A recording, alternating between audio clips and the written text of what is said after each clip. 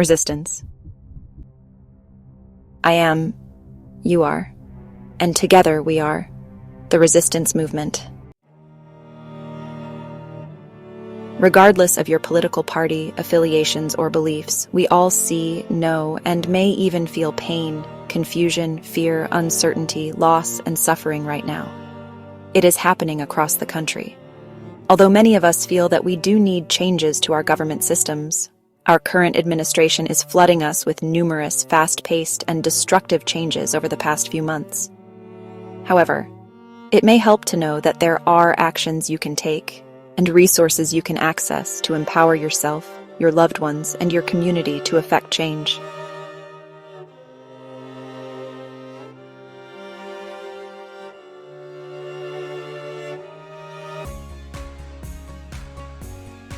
In a democracy, we should all feel safe to voice our concerns and wants, or to express our dissatisfaction, and without fear. These harmful actions are caused by one political party right now, but the impact on all of us feels the same, regardless of our voter status. When our rights and laws are violated or stripped away, and jobs are lost and services and programs are taken away, we will feel the same distress, pain, or trauma, regardless of our political parties. This is one place where we can meet on common ground, and we can stay strong if we work together to create change. Remember that you are not alone. When we are being negatively impacted by decisions that seem out of our control, by speaking up or getting involved in any way that we are comfortable with, it helps to take back some control and to feel empowered. These actions all help to slow down the frantic pace of these changes, block them, or stop them from moving forward as was planned in the document called Project 2025. This is the destructive blueprint and rationale for what is happening, who is implementing it, and why. Project 2025 explains everything we are witnessing as unjust chaos and upheaval in communities across the country. It lays out all of the steps being taken by our new government to permanently change it and dismantle our democracy, our systems and programs, strip our rights away, and so much more. At this time, it is more important than ever that we do not take our constitutional rights for granted. Many are being taken away from us at this very moment, and we need to defend them. The intentional elimination of the very watchdogs, inspectors, and many protective policies and regulations that make us safer now exposes us further to fraud, abuse, corruption, and harm. We cannot allow this to continue. Our democratic government was not designed to be headed by an autocratic dictator, nor a king who would hold absolute control. We have the three branches of government that have specific roles and provide a system of checks and balances. Our leaders are not to make laws on their own, nor should they dismiss nor ignore the Constitution. Yet this is happening right now. Each of our representatives are elected by the majority of the people to represent the will, desires, and the goals of the people they serve. They take oaths to defend and abide by the U.S. Constitution and commit to uphold our laws and our rights. We must remind ourselves in these times that the government works for us and not the other way around. Our Constitution is under attack. We should never fear or cower to anyone in our government. This is completely unacceptable, and it is certainly not what a democracy is about. Yet there is an intensifying culture of fear and intimidation that is growing across the country. We cannot buy into the fear. Resistance, nonviolent disobedience, advocacy, speaking up, and working for changes are some of the strategies that citizens like you and I can take. Political violence should never be an option. We want positive changes. We are at a crossroads as a country right now. We can remain a democratic nation that protects our freedoms, or we can go down the dark path of witnessing the fall of our democracy, living with oppression, control, and have little to no freedoms for ourselves and our families. Think of Russia and North Korea, or even Nazi Germany during one of the darkest periods in human history. All led by one dictator, corrupt, brutal, and oppressive.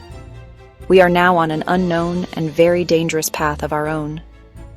The signs and evidence are right before our eyes. This is our new reality, and whether we want to acknowledge it or not, it is happening. We have important choices that we need to make right now. Older generations who have lived through these regimes or those who have fought in wars to protect democracy, and persons who are survivors, defectors, and refugees intimately know of the dangers of being complacent and doing nothing. Civil rights activists have also stood up for and fought against similar systems here and across the world. There are clear dangers of not acting quickly enough or not acting at all. Are you ready and willing to take action? We have no choice but to stand up and speak out. Every one of us has a part in this. We should never have to live in fear of retribution or punishment for speaking out. Our country has far to go in terms of making things truly equal for every single person who lives here. And these recent disruptions have set us back even more, immensely and immeasurably. We also see how we are being bombarded with disinformation and distractions on a daily basis. We are learning that our personal and sensitive data has been stolen by the government, that many jobs have been haphazardly and illegally eliminated, and homes and food security soon will be lost. Families have torn apart and even physically separated. We are witnessing the destruction of our educational institutions and systems, our healthcare, social services, transportation, food safety, and social security non-inclusively. We are facing enormous negative impacts on our economy overall. We will continue to lose more and more of the things we value and need. We must keep up with the fast pace and to play both offense and defense.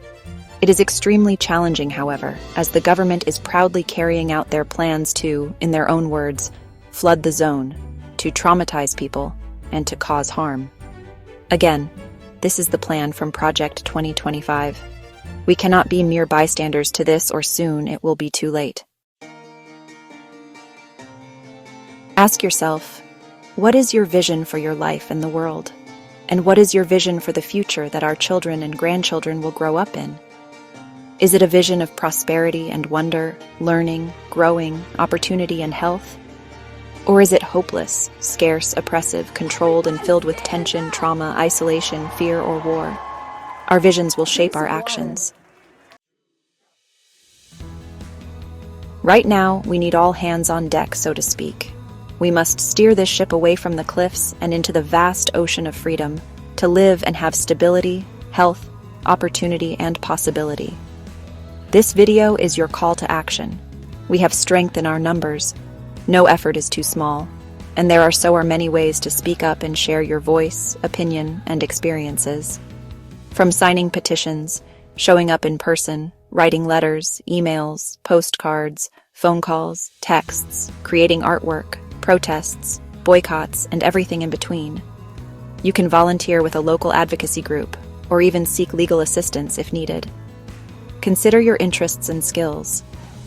What can you personally contribute to this resistance movement? Perhaps you want to learn new ways to get involved. We need to break out of our comfort zones as we face this unprecedented time in our lives. Our efforts will help prevent further losses, uncertainty, destruction, corruption, and violations. Ultimately, we want to stop the pain and move on to live our lives to the fullest. Our collective actions can and have shown to affect changes across time and in many settings in this country, and even around the world. There are many recent examples where people have collectively stopped unfair and harmful government actions. We should also learn from our country's own past, and consider the positive and the negative actions or inactions that we have taken. History does not have to be repeated. Our government has recently threatened invasions and takeovers of multiple sovereign countries, and formally aligned us with the world's most dangerous and strongest dictatorships. We are also abandoning our allies. We are turning our backs on promises, pacts, and treaties. We are also creating distrust, enemies, and instability. The United States is quickly becoming less secure, and we are making the world less secure as well.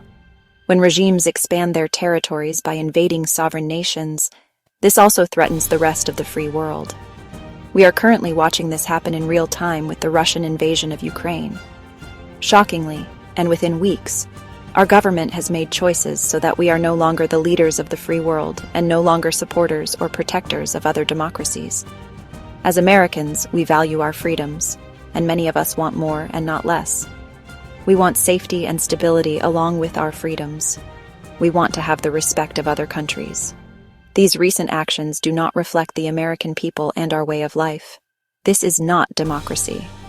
Some people consider themselves to be patriots of the United States. Yet if our democracy is dismantled and extensively corrupted, then true patriotism cannot exist. All of these scenarios can happen very, very quickly. We must choose our path. A dictator controls what we read and see in the media, and censors information so we do not have facts and truth. Only certain people and certain news outlets would be allowed to report information. And instead, we would be fed illusions and images that paint a picture, created to make us believe and agree, so that we go along with these changes and actions without dissent. Reality and facts would be limited or erased, so we cannot think for ourselves. As Americans, freedom of speech, of the press, and expression are some of our basic constitutional rights, and these rights are being violated right now, as all of this is already happening. Currently, parts of our lives and history are actively being rewritten and erased, just scrubbed from existence. If you have been paying attention, you have seen that certain vulnerable groups are being displaced. The homeless and immigrants. LGBT communities have been invalidated. Government censorship has increased significantly over the past few months. News outlets are being limited. We have been forced to rename things, as words we can or cannot use are dictated by executive orders. For example, terms such as with DEI, or diversity, equity, and inclusion, as well as anything related to it, have been eliminated in many forms and across many sectors.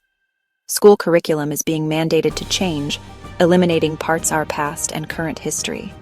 As an example, is banning the teaching of race theory, which also explains our country's roots and the unjust and violent experiences with slavery. These are important lessons and our history that every American has the right to know and to learn from as we try to make things more equitable and fair.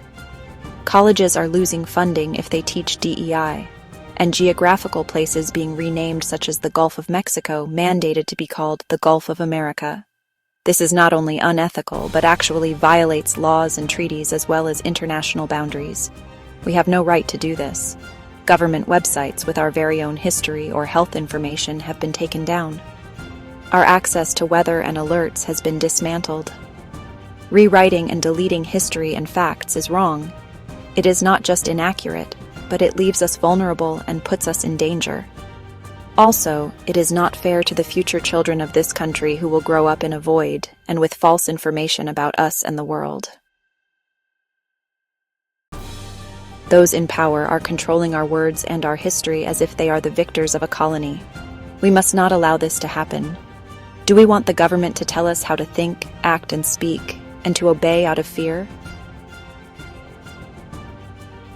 Again, we, the United States of America, are not a dictatorship, nor are we an oligarchy.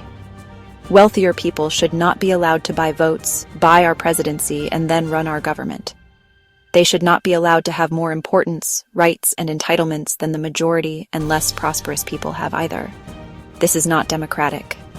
Our rights, money, services, and programs should not be taken away from the many of us so that the fewer, the wealthiest persons, could have more power and even more wealth. Together, we, the people of this country, can be a force in our numbers, and one that is not to be reckoned with. Let us come together to work to protect and embody freedom, our democracy, and our ways of living. Let's appreciate why we should never ever take this for granted, and why we need to resist and speak up now to protect it. Along the way, let's be sure to pass this message on to the next generations. We are their heroes. We are their role models for the future. But we have to act right now. We cannot wait. If you feel like all of these changes are overwhelming, or feel that this information is just a potential disaster scenario that could never happen, that is all completely rational and understandable. You are validated. This is not normal for us. It is not the usual way we live and function. It is chaotic, uncertain, disorienting perhaps, and it even be scary. Everything you know and love may be at stake. We can assume that it will be hard to get back the things that we value if they are destroyed or dismantled. It may even be impossible. Our lives may be different and perhaps even unrecognizable. At this time, much of this is unclear and unknown. We feel it. We instinctively know it in our gut. Things are not right, and we see and feel the harm and the injustice. We need to acknowledge this and know that it is okay to disagree with what is happening, regardless of the way we live, vote, or our personal beliefs in the past or right now. We may also disagree on how we feel about the changes that are happening, in whole or with just parts of them. Yet, we all have the right and ability to stand up and to speak up. The end results are the impacts upon our lives, our country, and our world. Your rights are my rights. And together, they are our rights. Let's use them. The message I will leave you with is, please do not give up hope. Do not feel overwhelmed. We need to look out for each other, even if the government does not. We must help each other to have hope and maintain our health and strength as we take action. Also, to take breaks as we need them. There are resources, people, groups, and places where you can get information and also learn how to get involved. The links with this video can help to get you started. But you can also do your own research, talk to others, go to events and meetings, or attend protests. Listen, watch, and read various sources of media to get the bigger picture and to make informed opinions and decisions. Include independent and reliable media. And keep your eyes, your ears, and your minds open. And finally, please remember that you are that I am. And together, we are the resistance.